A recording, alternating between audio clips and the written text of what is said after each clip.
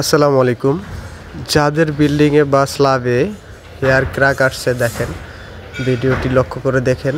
এই ভিডিওতে দেখতে পাচ্ছেন বিভিন্ন জায়গায় কিন্তু হেয়ার ক্র্যাক আছে। এই হেয়ার ক্র্যাক ট্রিটমেন্টের জন্য আপনার কি করা উচিত, কি করণীয়, সেইটার বিষয়ে আজকে আমি কথা বলবো। এটা ট্রিটমেন্ট আপনি কিভাবে করাতে পারেন, কি কি উপাদানের মাধ্যমে ট্রিটমেন্ট করাতে পারেন, সেই বিষয়গুলো আজকে আমি বিস্তারিত আপনাদের মাঝে তুলে ধরবো। প্রথমত আপনার একটা কোম্পানি নির্ধারণ করতে হবে। বার্জার পেইন্ট বা ফসরক এরা কিন্তু আসলে এই যে ক্র্যাক ট্রিটমেন্টের নিয়ে কাজ করতেছে।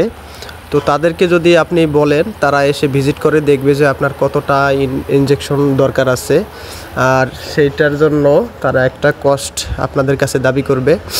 তো সচরাচর রেট হচ্ছে 500 টাকা, 500 টাকার আশেপাশে রেট থাকে পার ইনজেকশন।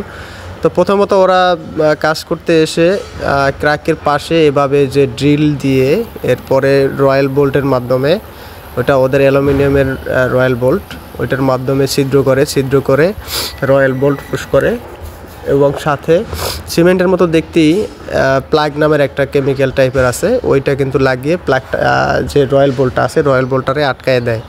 আটকায় দেওয়ার পরে এটা শুকানোর পরে ওরা কিন্তু দেখতে পাচ্ছেন এই যে ইনজেকশন যে মেশিনটা আছে, এই মেশিনটার মাধ্যমে ইপক্সি যে কেমিক্যালটা পুশ করতেছে।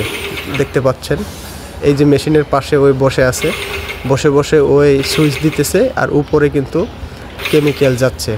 এই কেমিক্যাল যাওয়ার পরে আস্তে আস্তে কিন্তু ওই জায়গাটা ফিল আপ হইতেছে। আর এই কেমিক্যালটা ওই যে বলছিলাম যে আপনার রয়্যাল বোল্টের ভিতর দিয়ে কিন্তু এই কেমিক্যালটা একেবারে ছাদ পর্যন্ত ওভারফ্লো করবে। এভাবেই আসলে ক্র্যাকের ট্রিটমেন্ট করা হয়। দেখতে পাচ্ছেন এইখানে যে এই বিল্ডিংটা কিন্তু মোটামুটি 190 থেকে 200 পর্যন্ত আপনার ইনজেকশনের দরকার ছিল। অনেক ক্র্যাক ছিল, যা এই ক্র্যাকের ফলে এই বিল্ডিংয়ের কিন্তু খুবই দুরবস্থা ছিল। তো এটাও স্বাভাবিক, ওরা বলছে যে এটাও স্বাভাবিক, কারণ এর থেকেও বেশি এইভাবে ইউজ হয়।